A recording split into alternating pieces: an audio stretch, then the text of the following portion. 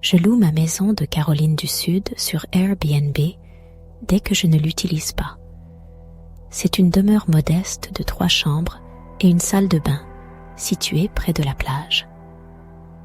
2 des chambres sont dédiées aux hôtes, leur offrant un espace confortable et accueillant. La chambre principale, quant à elle, reste fermée à clé. Elle abrite mes vêtements et quelques effets personnels.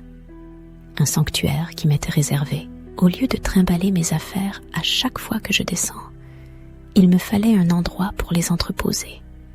J'avais installé une serrure classique et un verrou, une double protection qui découragerait quiconque de s'introduire, à moins d'abattre la porte ou de briser la fenêtre. De toute façon, rien de bien précieux ne s'y trouvait, principalement des vêtements. C'était au début du printemps dernier, une période où le froid persistait encore dans le Massachusetts, où je réside la majeure partie de l'année. Alors, l'envie me prit de descendre passer la semaine dans ma maison en Caroline du Sud. L'avantage de travailler à distance, c'est que je peux m'offrir ce genre d'escapades improvisées. D'habitude, une femme de ménage s'occupe de rafraîchir la maison après le départ de chaque locataire. Un service dont le coût est inclus dans le prix de la location sur Airbnb. Mais cette fois, comme mon arrivée coïncidait avec le départ du locataire actuel, j'ai décidé d'économiser cette somme et de faire le ménage moi-même. Une petite économie qui me permettait de profiter encore plus de ma semaine au soleil. Le dernier locataire en date s'appelait Ramon. Au fil de nos échanges de messages, il m'avait confié qu'il louait l'appartement avec sa fiancée et m'avait même demandé conseil sur les bons restaurants du coin. Il inspirait confiance. J'ai toujours eu une préférence pour les couples ou les petits groupes de femmes plutôt que pour les bandes de jeunes hommes, car ces derniers ont plus souvent tendance à venir faire la fête et potentiellement endommager les lieux. Ce matin-là, j'avais pris la route aux aurores. Le voyage fut long, environ 16 heures de route, avec juste quelques arrêts rapides pour manger un morceau et se soulager. Lorsque j'arrivai enfin à la maison, il était environ 10 heures du soir. Avant même de songer à décharger mes bagages, je me précipitai vers la porte d'entrée, la déverrouillai et l'ouvris en grand. J'étais épuisée par la route. Je n'eus même pas la force de jeter un coup d'œil à l'intérieur, peu importe le désordre. Je me suis précipitée vers la porte de ma chambre, la déverrouillant d'un geste machinal. Épuisée, je me suis effondrée sur le lit, oubliant bêtement de me brosser les dents. 16 heures de route sans interruption, c'est une épreuve qui vous terrasse. Je me suis glissée sous la couette, et en quelques minutes, le sommeil m'a emportée. On pourrait croire que j'aurais dormi d'une traite, mais non. Je me suis réveillée, perdue dans l'obscurité totale. L'horloge posée sur ma table de chevet affichait 23h30. À peine plus d'une heure s'était écoulée depuis que je m'étais assoupie, lorsqu'un sentiment étrange me tira du sommeil. Machinalement, je saisis mon téléphone portable, vérifiant si un message m'attendait. Puis, je tournai le bouton de la lampe de chevet, inondant la pièce d'une lumière douce. Je jetai un coup d'œil circulaire dans la pièce, puis me levai pour rejoindre le salon. Je profitais de cet instant pour observer attentivement l'endroit. Rien ne semblait avoir bougé. Pas le moindre détail n'avait été altéré. Pas un coussin, pas une canette de bière, absolument rien. Alors, je me dirigeais vers les chambres. Les 2 pièces étaient désertes, bien que les couvertures d'un lit, dans l'une d'elles, semblaient avoir été déplacées. Alors oui, ils étaient venus. Ils devaient être le couple le plus propre ayant jamais séjourné chez moi pensai-je. J'ai installé une caméra sur le porche de la maison. En général, je ne pense pas à la vérifier, sauf si un client me donne du fil à retordre. Mais là, la curiosité m'a piqué. J'ouvris l'application de surveillance sur mon téléphone, accédant à l'historique des mouvements. L'enregistrement révélait un homme entrant dans la maison 3 jours auparavant, utilisant le digicode. Un homme seul, sans la présence d'une femme. Étrange. J'examinais les autres données jusqu'à mon arrivée, également capturées par la caméra. Il y avait un vide, un néant palpable. Je vérifiais 1, 2, puis 5 fois, comme si mes yeux me jouaient un tour. Soudain, un frisson me parcourut l'échine. Malgré l'heure tardive, je me précipitai sur l'application Airbnb, l'impulsion de demander à Ramon, mon hôte, si son départ s'était bien déroulé, me brûlait les doigts. Puis, cédant à une curiosité mêlée d'appréhension, je me dirigeai vers la chambre, celle où, je supposais, il avait passé la nuit. Je me suis lancé dans une inspection minutieuse, commençant par l'espace sombre sous le lit, puis enchaînant avec les placards. J'ouvrais ces portes avec une brusquerie quasi douloureuse, comme si arracher un pansement pouvait accélérer le processus. Chaque ouverture révélait le vide, un silence assourdissant qui amplifiait mon angoisse. Poursuivant mon exploration, je me suis dirigé vers la seconde chambre d'amis. Là, 2 lits jumeaux se présentaient à moi, immaculés, comme figés dans une attente silencieuse. Rien n'avait été déplacé, rien ne trahissait une présence récente. Je me suis précipité vers le dernier placard où il aurait pu se cacher, mais il était vide. Dépité, je me suis laissé tomber sur un des lits, perdu dans mes pensées, repassant dans ma tête les échanges que j'avais eus avec Ramon. Soudain, un léger cliquetis a rompu le silence. La porte de la chambre principale venait de se refermer. Pas un claquement dû au vent, non, un geste délibéré, comme si quelqu'un l'avait poussé doucement. Un frisson m'a parcouru l'échine. Je me suis levée et je suis sortie dans le salon, le regard fixé sur cette porte close. L'appréhension me nouait la gorge. Ramon? Sa voix tremblait, à peine audible dans le silence de la maison. Ramon, es-tu encore là? Aucune réponse. Le silence persistant ne faisait qu'amplifier son angoisse.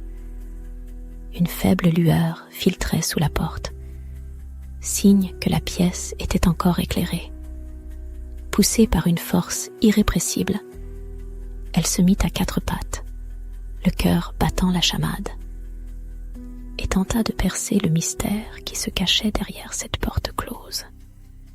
Mais alors qu'elle plongeait son regard dans l'interstice sombre, un choc inattendu la fit basculer en arrière, la laissant interdite et désemparée. Un frisson me parcourut l'échine lorsque j'aperçus 2 pieds immobiles, à une faible distance de la porte, peut-être à 60 centimètres, guidé par un instinct de survie. Je me précipitai vers le support à couteau dans la cuisine, avec l'intention de saisir le plus grand couteau à découper. Mais il avait disparu. La seule solution rationnelle qui s'offrait à moi était de fuir et d'alerter les secours. C'est ce que je fis sans hésitation. L'attente devant la maison me parut une éternité, jusqu'à l'arrivée salvatrice de la police. Alors que nous pénétrions prudemment à l'intérieur, Ramon était là, dans le salon, les mains vides. Il s'exprimait avec un accent portugais exagéré, jouant l'innocent et prétendant n'avoir besoin que d'un hébergement pour une seule nuit, un mensonge éhonté. Il nia même avoir touché au couteau, qui, par un heureux hasard, avait retrouvé sa place dans le porte-couteau. Après une demi-heure d'interrogatoire, partagée entre 2 agents discutant avec Ramon à l'extérieur et 2 autres me questionnant à l'intérieur, ils le laissèrent partir, me conseillant de contacter Airbnb pour régler le problème. J'étais sidérée. J'avais l'impression que la police avait failli à sa mission. Une fois la maison vidée de ses occupants, j'ai immédiatement modifié le code de la serrure et contacté Airbnb pour signaler l'incident. Bien que je n'ai pas été dédommagée pour cette journée où Ramon a squatté mon domicile, il semble qu'il ait été banni de l'application. Une maigre consolation, quand on y pense, après avoir potentiellement échappé à une agression dans ma propre chambre. À 26 ans, je vis toujours chez mes parents, un emploi insatisfaisant et une relation amoureuse incertaine complètent le tableau d'une vie en suspens. Dire que j'étais stressée serait un euphémisme colossal. Ma mère et moi nous disputions sans cesse, et tout le monde semblait s'acharner sur moi. J'aspirais à une évasion, un week-end loin de tout. J'ai épluché les annonces de charmants Airbnbs d'une chambre, nichée dans les montagnes, et j'ai déniché une perle à bas prix. Située à Troutdale, en Virginie, à environ 2 heures de chez moi, ce refuge promettait une bouffée d'air frais et la tranquillité dont j'avais désespérément besoin. D'après les photos, c'était un endroit charmant, isolé et paisible, blotti au cœur des bois. L'automne y ajoutait une touche magique, promettant un spectacle flamboyant de couleurs. J'annonçais à mes parents que j'y passerais mes week-ends. Ma mère sembla étrangement ravie de me voir partir, tandis que ma petite amie, perplexe, trouvait mon escapade solitaire dans une cabane au fin fond des bois à la fois bizarre et suspecte. Le vendredi, mon sac à dos rempli de vêtements, d'articles de toilette et de mon ordinateur portable, j'ai pris la route. Un trajet d'environ 2h30 m'attendait. Trouteville se dévoila, un havre de paix au paysage pittoresque. Une échappée parfaite, loin de la banlieue où je résidais. J'aspirais à un week-end de solitude, un moment rien que pour moi. J'étais en train de remonter un chemin de gravier lorsque mon GPS m'indiqua que j'étais arrivée. Un troué dans les arbres bordant la route attira mon attention. Les instructions du propriétaire du Airbnb étaient claires. Traverser cette ouverture, rejoindre l'herbe et gravir la petite colline. Je suivis scrupuleusement ces indications et découvris alors, nichée au sommet, une adorable petite maison. À peine avais-je mis pied à terre que j'aspirais l'air frais et pur de la campagne. Un bonheur immédiat m'envahit, confirmant que j'avais fait le bon choix. Le propriétaire m'avait indiqué où trouver la clé de la porte d'entrée. Une fois en possession du précieux sésame, je me suis introduit dans les lieux et j'ai pris le temps d'explorer chaque recoin. La pièce à vivre s'est révélée être un espace chaleureux et accueillant. Une petite cuisine fonctionnelle, une salle de bain modeste et une chambre en mezzanine accessible par une échelle complétaient l'ensemble, le clou du spectacle. Une fenêtre circulaire surplombant le lit. La lumière inondait la maison, créant une atmosphère agréable et vivifiante. Un jour, je me suis aventurée sur les sentiers dont le propriétaire m'avait parlé, situés à environ 5 minutes en voiture. Sur le chemin du retour, j'ai aperçu 2 hommes marchant sur le chemin de terre. Au moment où ma voiture passait à leur hauteur, ils se sont littéralement figés. Se retournant pour me fixer du regard, j'ai fait un signe de la main et souri, pensant qu'il s'agissait d'habitants amicaux, mais ils n'ont pas répondu à mon salut. C'était déconcertant. Ils me regardaient comme si le simple fait de conduire sur cette route était un crime. Je n'ai pas jeté un regard en arrière. J'ai tourné à l'entrée de la propriété et remonté la colline. Une fois installée, je me suis plongée dans la lecture d'un des livres que j'avais emportés, confortablement installé dans le salon, un feu crépitant dans la cheminée. L'atmosphère était incroyablement chaleureuse. Le soleil commençait sa lente descente et, après avoir dévoré un chapitre, une douce faim s'est fait sentir. Alors que je m'apprêtais à prendre ma voiture pour me rendre au Walmart le plus proche, j'ai aperçu 2 hommes détalant vers les bois en contrebas, près de l'entrée de la propriété. Probablement surpris de me voir sortir, ils avaient pris leurs jambes à leur cou. Je me suis demandé si c'étaient les mêmes individus que j'avais croisés sur la route un peu plus tôt.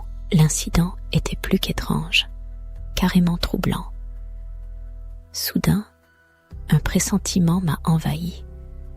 J'ai saisi mon ordinateur portable et mon sac à dos, les emportant avec moi dans la voiture, histoire de ne pas tenter le diable.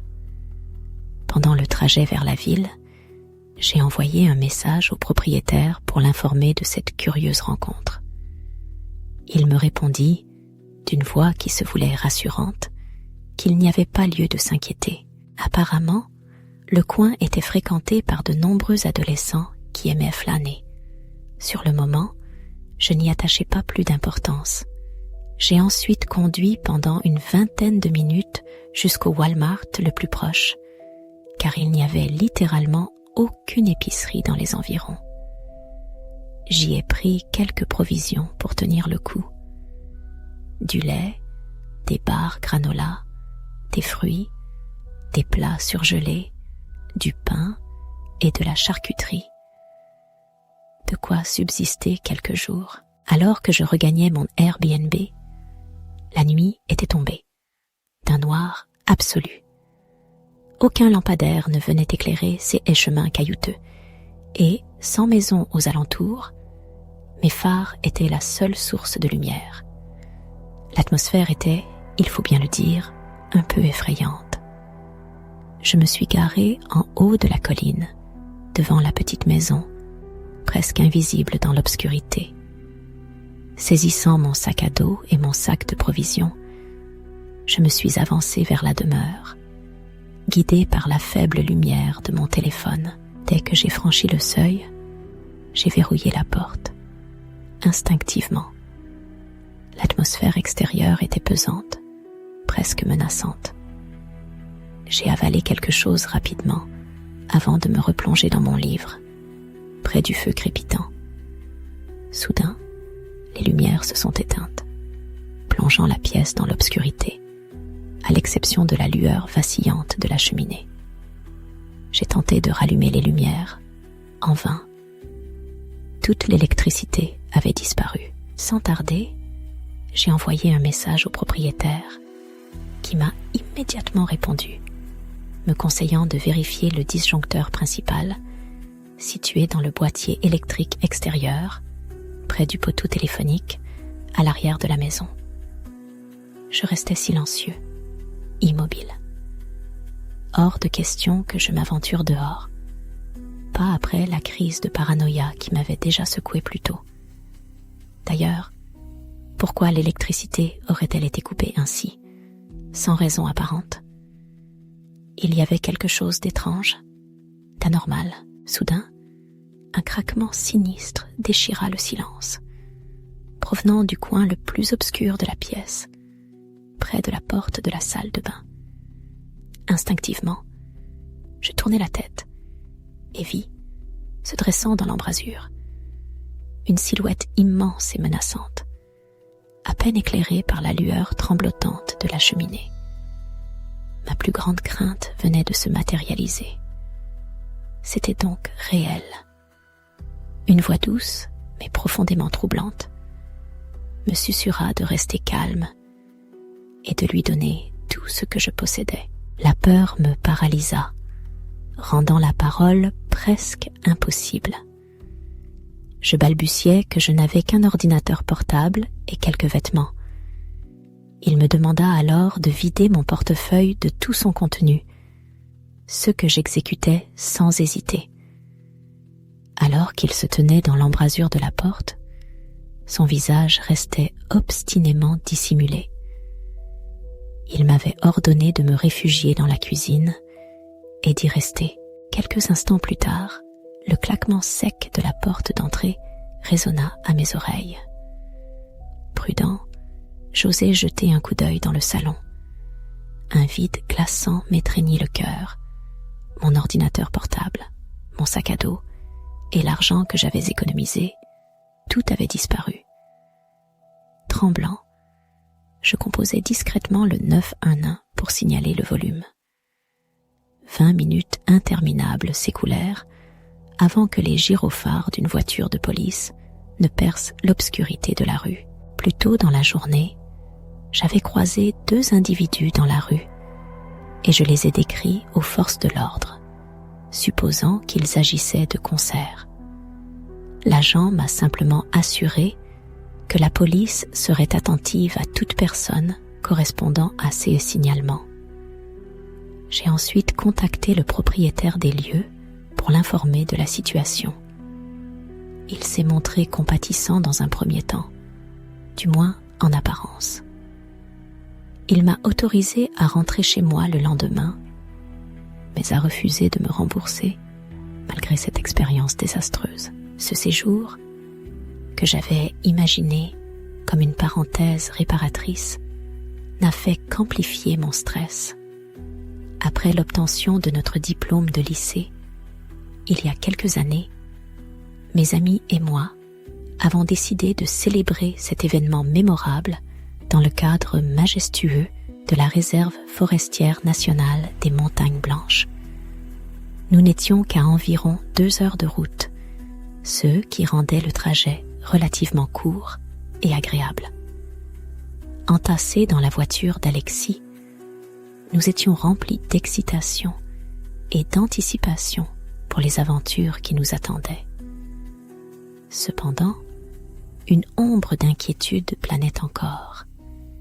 Même si mon ordinateur portable ne valait que $400 et que je n'avais emporté que des vêtements sans grande valeur, l'expérience qui allait suivre resterait gravée dans ma mémoire comme la plus terrifiante de toute ma vie. Au fond de moi, une petite voix persiste à soupçonner l'hôte Airbnb d'être impliqué d'une manière ou d'une autre dans ce qui s'est passé. Je n'arrive toujours pas à comprendre comment cet individu a pu pénétrer dans la maison sans effraction. Nous étions accompagnés de mon ami Rob, de sa petite amie Stéphanie et de notre amie Kelly. La voiture d'Alexis, une Hyundai Accent, était plutôt compacte et nous avions voyagé léger. Notre destination, un Airbnb à Carroll, dans le New Hampshire, en plein cœur de l'été. La route fut un enchantement, un véritable tableau de paysages magnifiques. Une fois arrivés à la maison, elle était tout à fait conforme aux photos.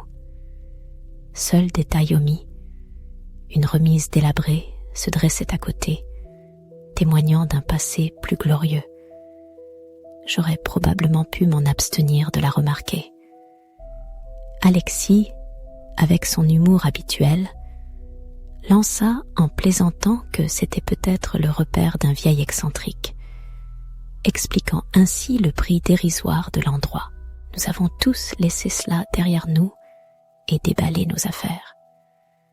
Pour être honnête, j'étais vraiment attirée par Alexis, et je crois que c'était réciproque, car elle a suggéré que nous partagions le lit.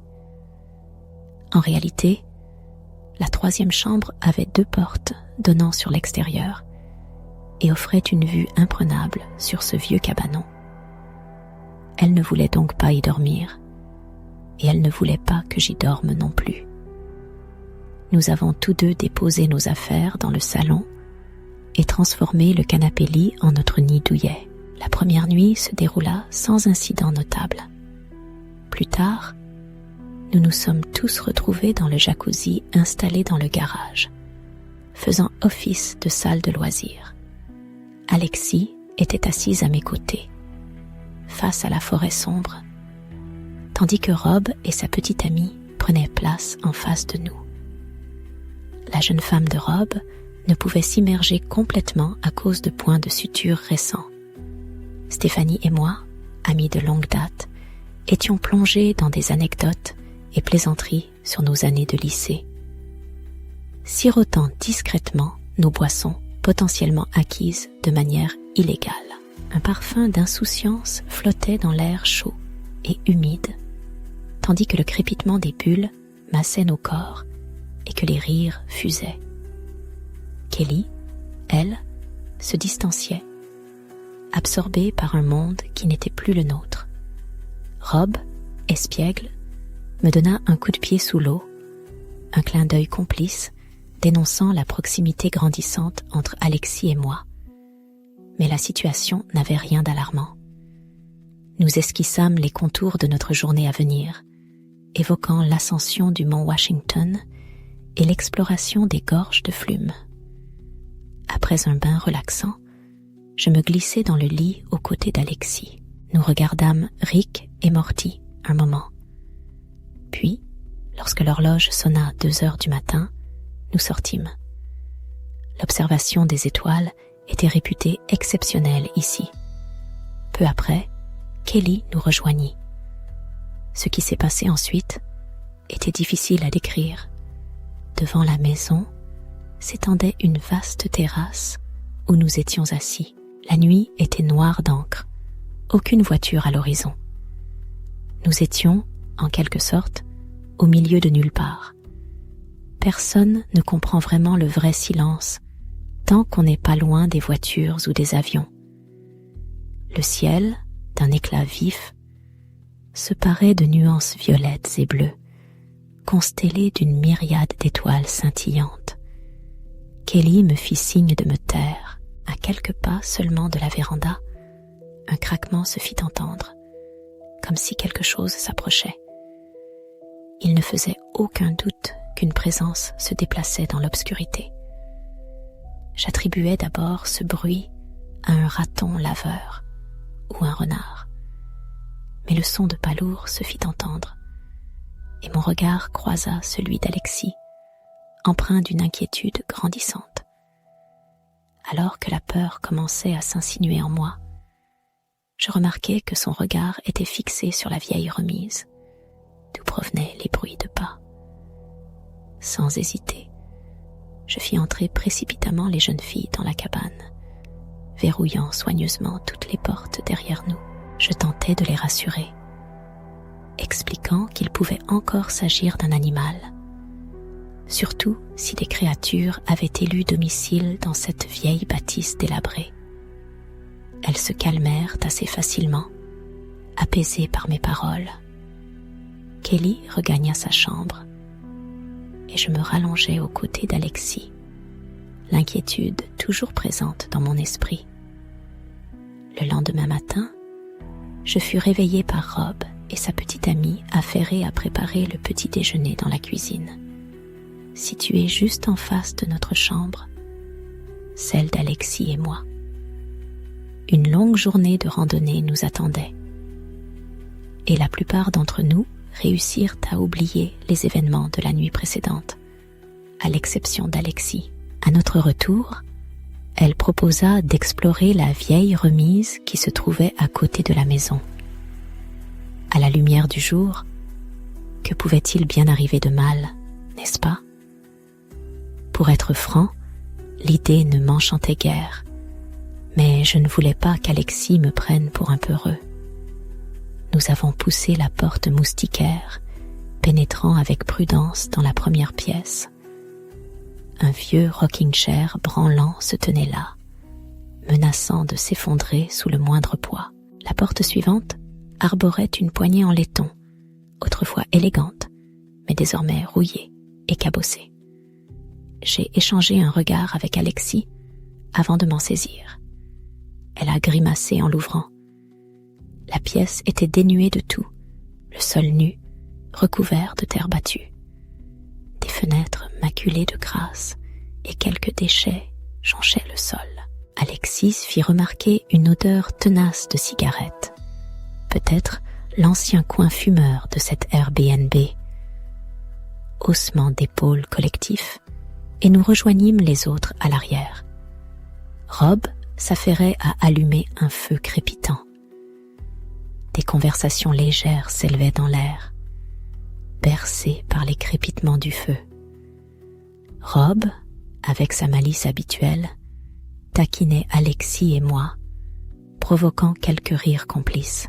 Le soleil, las de sa journée, s'était enfin couché, embrasant l'horizon de teintes flamboyantes. J'éteignis le projecteur qui inondait le jardin, laissant la douce lumière des flammes créer une ambiance chaleureuse et intime. Les histoires et les anecdotes fusaient de toutes parts. Rob et moi, pris par la nostalgie, rivalisions de vantardises, remettant au goût du jour nos exploits passés, embellis par le temps et l'imagination. Un silence pesant s'installe alors. Le même craquement sinistre de la nuit dernière se fait entendre derrière nous, tout près de la lisière des arbres. Mais cette fois, il est plus rapide et se dirige droit sur nous. Soudain, un éclair de lumière verte illumine toute la cour arrière pendant un bref instant. Quelle que soit la chose qui courait vers nous, elle s'arrête net. Mais mes pensées sont brisées par les cris de Stéphanie qui s'enfuit en courant vers la maison. Derrière nous, un cri ou un hurlement glaçant retentit. Un son assourdissant que nous prenons d'abord pour une sirène. Instantanément, je me suis redressée d'un bond, hurlant à tous de se réfugier à l'intérieur. Stéphanie avait dû apercevoir la source de ce cri glaçant. Dans ma précipitation, j'ai involontairement bousculé Kelly, qui n'avait pas encore saisi l'ampleur de la situation. Me retournant pour l'aider à se relever, j'ai constaté que Rob était déjà à mi-chemin de la maison, animé par une peur viscérale. J'ai accouru pour aider Alexis à ramasser nos provisions, car la dernière chose que nous souhaitions, si c'était un ours, était qu'il s'attarde. Après cela, j'ai précipité Alexis vers la porte de derrière, où Rob nous attendait avec une sorte de spray anti-ours. À ce moment-là, j'avais déjà sorti mon couteau de plongée. Je lui ai ordonné de rentrer, mais il m'a crié de rentrer à sa place, car il avait la portée nécessaire. 2 silhouettes, à l'orée de notre feu, une masse sombre en mouvement. La peur nous étreignit si fort que nous n'osâmes pas percer le mystère de cette apparition. Rejoints par les jeunes femmes dans le salon, nous composâmes sans tarder le numéro de la police. Un agent se présenta, inspectant les alentours avec sa lampe torche. En vain, il nous expliqua que l'éclair que nous avions vu provenait sans doute d'un transformateur touché par la foudre. Une explication rationnelle qui, pourtant, ne dissipa pas complètement notre malaise. Quant à cette chose, il a suggéré un poisson, un chat peut-être, quelque chose d'ordinaire. Mais Stéphanie, elle, affirmait avoir vu un homme courbé, dissimulé sous une cape ou une couverture. Inutile de dire que nous n'avons pas passé une seconde nuit là-bas. La simple paranoïa, l'idée qu'une personne ou quelque chose nous traquait dans les bois, était une raison plus que suffisante pour fuir. Et depuis, pour le moins que l'on puisse dire, nous ne sommes jamais retournés dans ces montagnes. Qui sait quelle créature rampe dans ces bois obscurs ?